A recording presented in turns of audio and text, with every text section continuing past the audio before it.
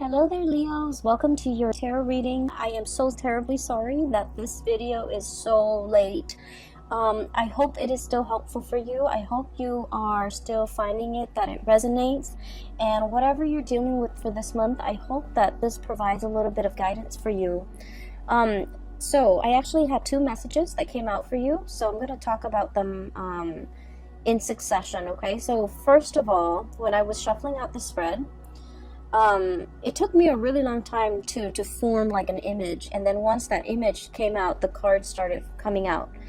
So what I saw was very distinctly, there is a man, he's driving down like a very hilly road, okay? It's a 2-lane street, and there are a lot of hills, so he's going up the hill, and he's in this really small, white, compact car. It's a very small car. It looks almost like the 80s in rural America somewhere. It looks like the 80s. So he's like, I can only see the back of the car.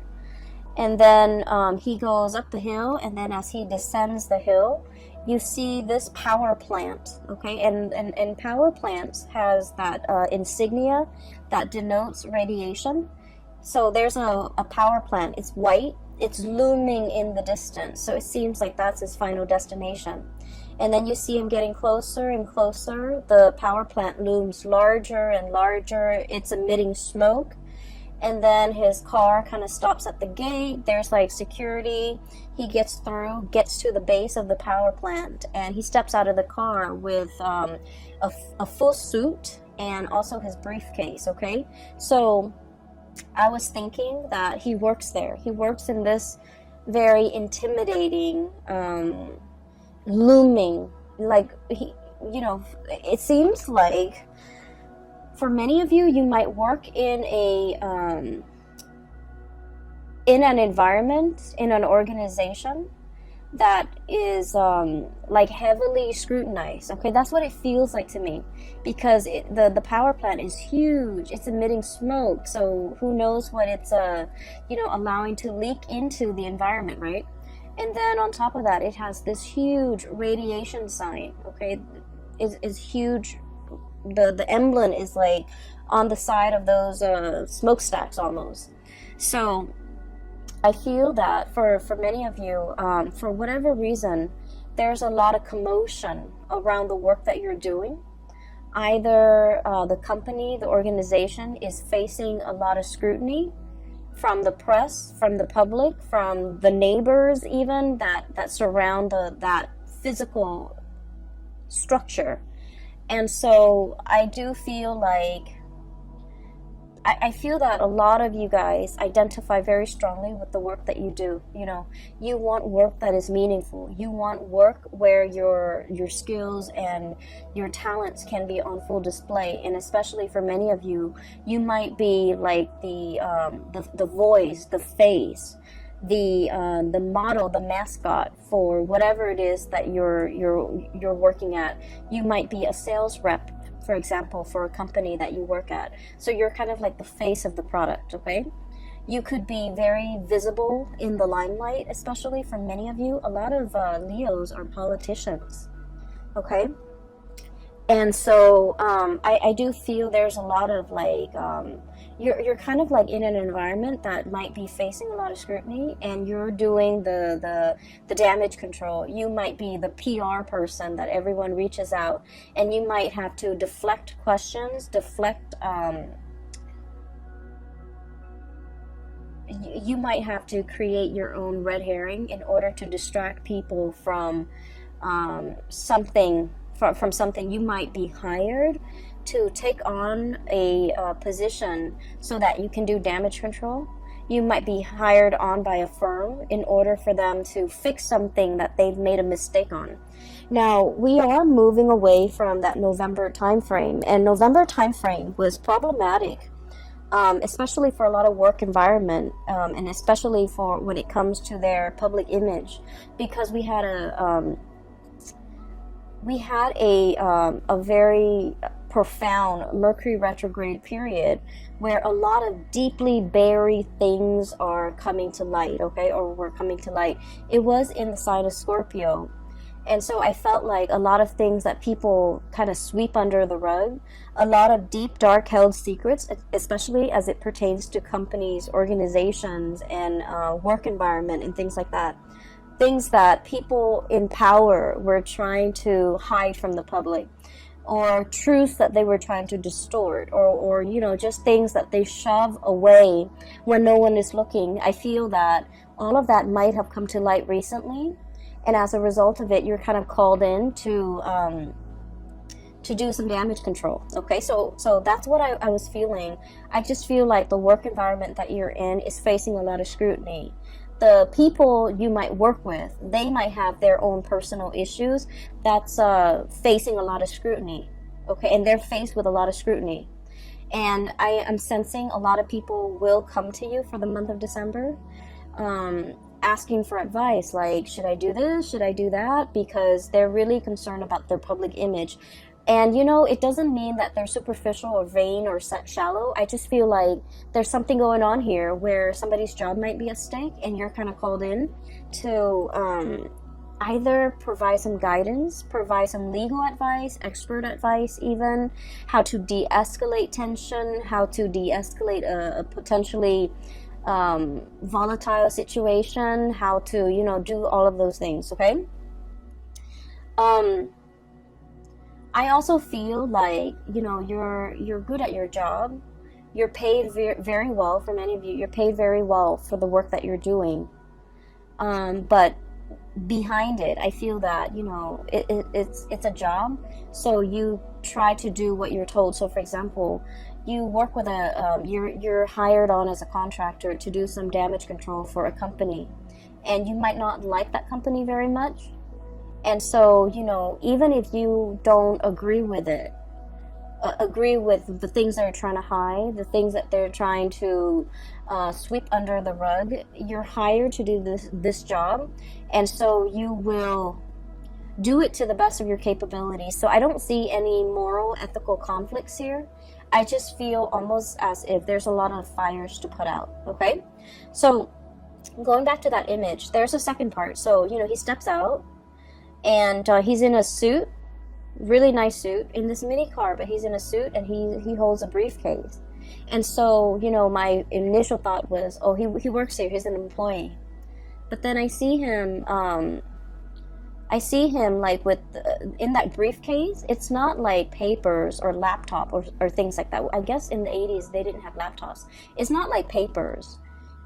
It's a science kit. Okay, so he has like those what are those, the droppers, where you take a little bit of a water sample and you put it into a slide, things like that. He has a dropper, he has machines to test the radiation level, and so he opens it up, puts it on top of the front of the car, the hood of the car, and then he starts to go around the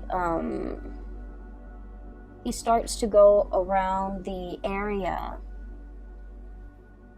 the power plant. He starts inspecting. So that's when I was like, oh, he's an inspector. So he's not called out to do some damage control, even though that message applies to some of you. Okay?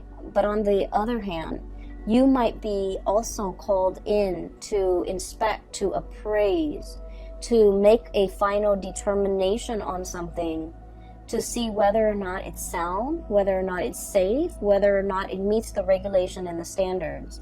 And I feel like for many of you, and this could be, you know, just literally just one person I'm speaking to, but I feel like there was something that was unearthed. All of a sudden, it just came to light, and, you know, you're called in to do to make the final determination, to inspect, to appraise, to look at it. And he does his thing. Okay, he walks around multiple times collecting multiple samples, and then at the end of it, what I saw at the end of that picture of that scene was he puts in he takes like a poster from his car. Okay, and then you see him get back into the car. He drives away. The security gates closes behind him. He stops the car, gets back out, and he puts this giant poster with the radiation, the hazardous sign on it, hazardous, sign on it, and it says like deemed unsafe. Okay, that's what it says, deemed unsafe. And so I feel that there's a situation around you where you guys are in a very important position to protect people from. Okay, you're bringing something to light so that people can be made aware, so that people can, you know, knowledge is power, right? But I feel like there might be something that is unsafe, that is unfit, and you're drawing attention to it. You're calling it for what it is, okay?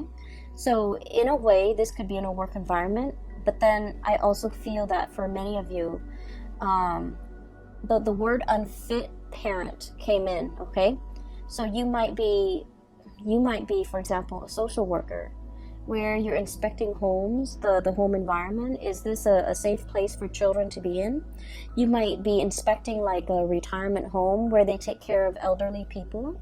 You might be inspecting like a preschool, even a high school. You might be like, you know, one of those superintendents or one of those inspectors, academic inspectors, to make sure something is meeting the requirements, it's passing, you know, the regulations and the codes, and make sure other people are abiding by it, because if they don't abide by it, it can cause long-term negative impact on not only, you know, the people that are involved, but the surrounding area. Hence this power plant, okay? It generates power for the entire area, and if something happens to it, it will affect negatively the entire area in terms of, you know, power surges, or even worse, like chemical spills and things like that. So I feel that you're taking your job very seriously, and you're wielding a lot of power. You're wielding a tremendous amount of power, where what you say, what your findings are, what your final determination is, it will affect a lot of people. And I just have to say, Leos, you know, us fire signs were incredibly ethical. We try to always walk down that straight and narrow path, okay? We're humans. We do stray from it, okay?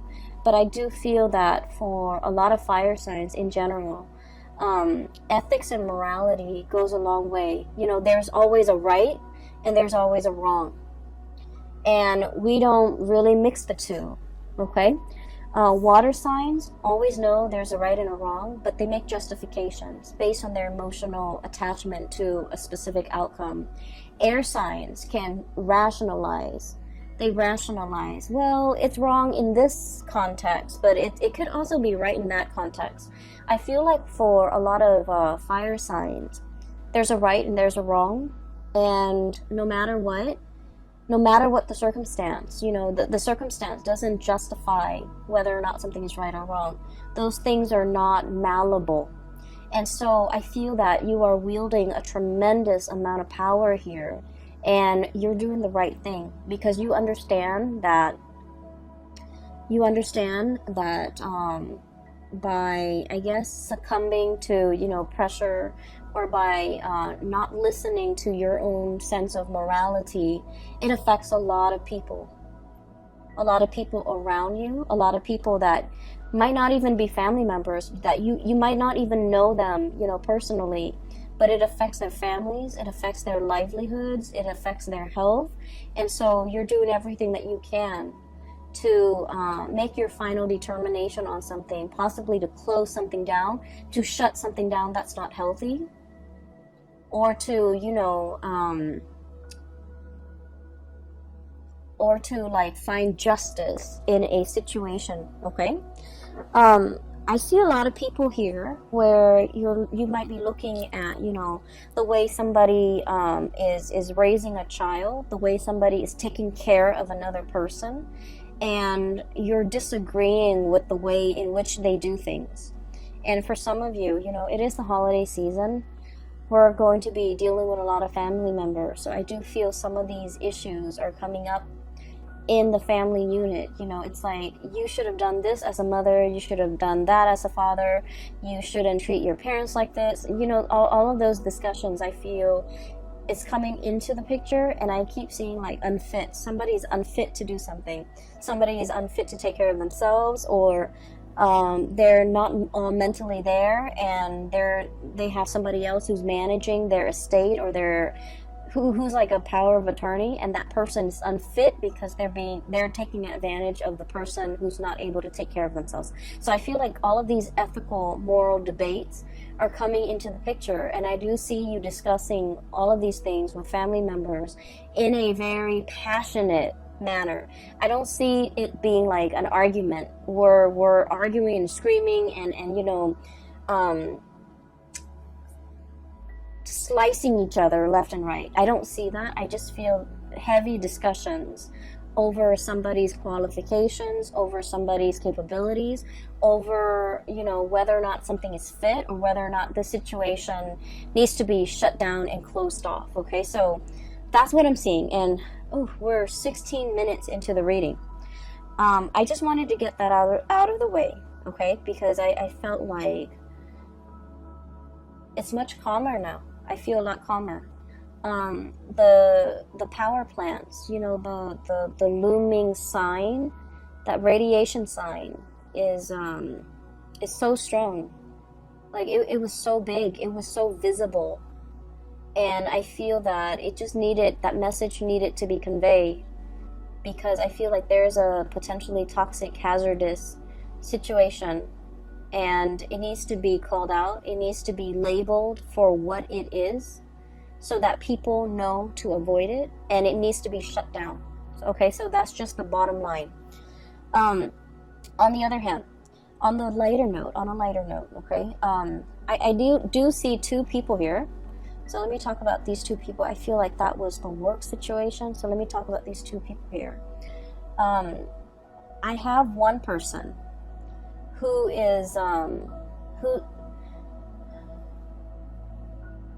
they're very much still interested in you, but I feel that you're turning your back on them, and you're turning away from them, and you're finding love and inspiration and passion and reciprocity elsewhere.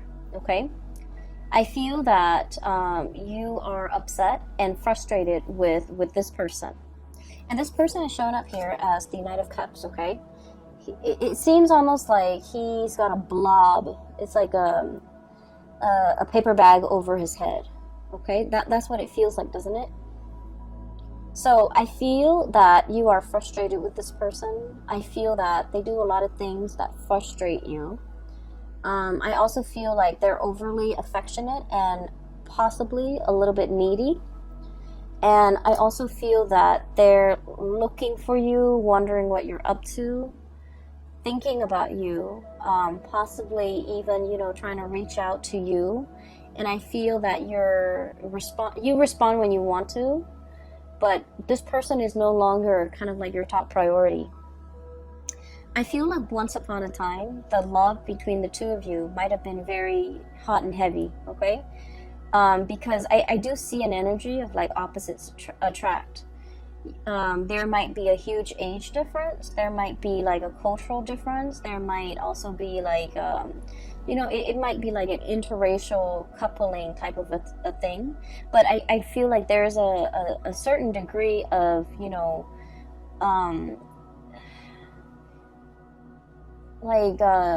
you guys are very dissimilar, okay? Very different from one another. And there's a certain degree of mismatch, and because of it, it's very passionate, it's very fun, it's exciting, but it ceases to be those things, because I do feel that you might be turning elsewhere for love and for validation and for a relationship. And so this person is wondering what you're up to. This person is like not really sure how you feel about them, and they wish they could know how you feel about them, because they're wondering and always thinking. And if you are a cross watcher and this sounds like you, I just feel like with fire signs, what you see is what you get. Okay, fire signs are very straightforward. If they're communicating with you, they like you. If they're not communicating with you, they pretty much have exited the picture. And so I feel that for many of you, you have left this person kind of like hanging, or you've just left them out in the cold. and they might, you know, be bombarding you with messages, but I do feel that your heart is already elsewhere. And then I also feel that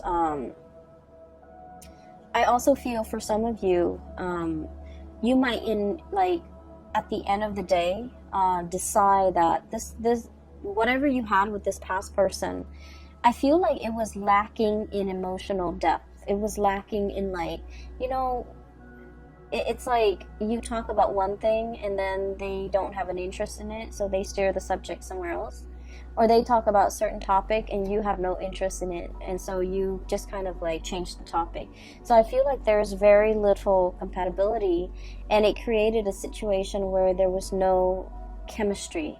There was no emotional depth to the conversation, to the interaction. And when you it can feel to me like it's very time consuming or quite draining to be around this person. Not because they're a bad person, it just feels to me like it requires a lot of effort just to keep the conversation going, because you guys don't have a lot in common. I do feel that they really like you, and I do feel this person is incredibly intelligent, incredibly smart, but they're very smart. Queen of Swords, super smart, okay? Their mind is very sharp.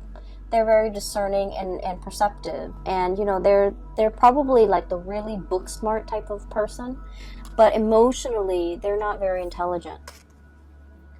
And emotional intelligence basically means that we know how to read body language. We know that when somebody is like doesn't want to talk to us, and so we end the conversation. You know how sometimes you have like coworkers who you're super busy, you're at your desk working, right?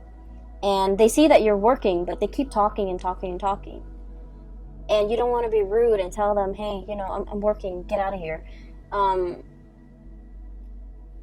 That's what I mean by emotional intelligence. Being able to read nonverbal communication, being able to pick up on, you know, people's state of being, being able to, being aware of your surrounding, looking at people and being able to read facial expressions to know if they're sad, to know if they want to be approached, to know when they want to be left alone.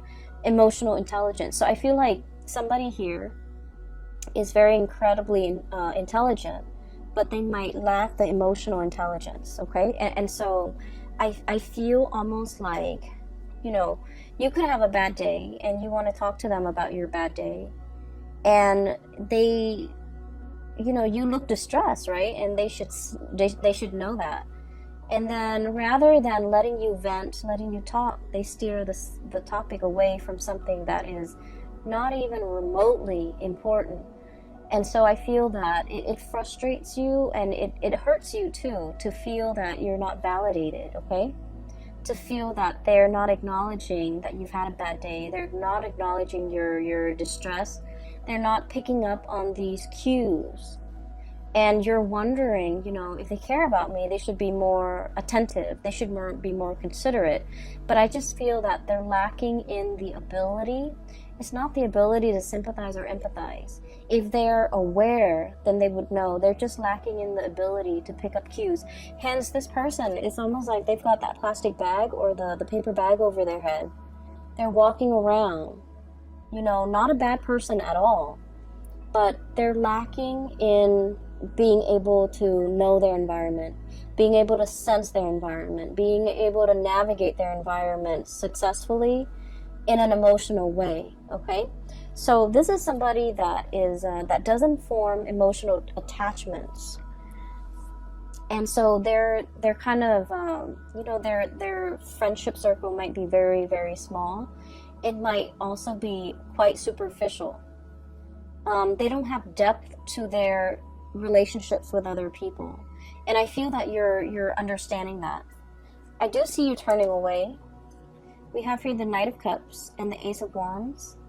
This pangolin, I guess, with the swan, is turning away, walking away, moving away from a situation.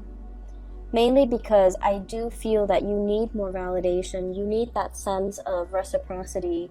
You need somebody who is a lot more considerate, okay? Like in your eyes, you feel this person is very inconsiderate, but I do sense that you want somebody who's a lot more emotionally available. And so enters this person, and this is the second person here. We have here the Queen of Cups. And I'm not reading the suit as a person anymore, because we have a lot of cross watchers. We have a lot of people with different planetary aspects. And, you know, astrology is very complicated. It's the sun sign, the moon sign, the rising sign. That's like scratching the surface. That's like 3% of what astrology entails, okay? And so by saying, you know, this is a water sign, sun, moon, or rising, I feel that it just glosses over the entire study of astrology. And so I'm going to read it as just, you know, the energy of a person. This is somebody who's a lot more emotionally available, okay? Just emotionally available.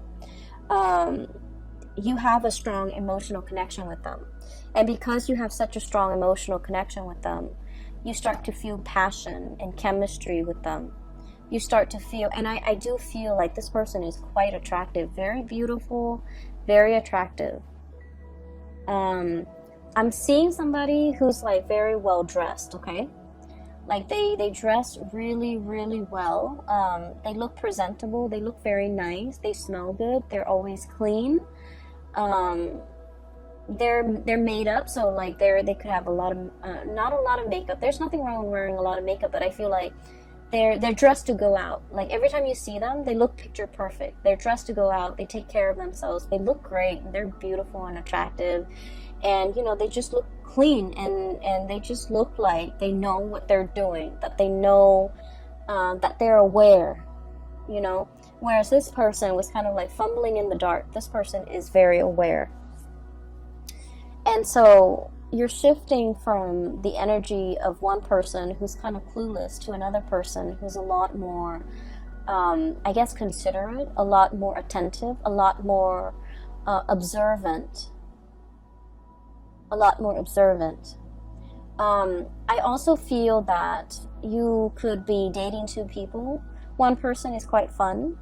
The other person, there's a very strong emotional connection. There's strong attraction, but they might be a little bit more on the selfish or the possessive side, okay?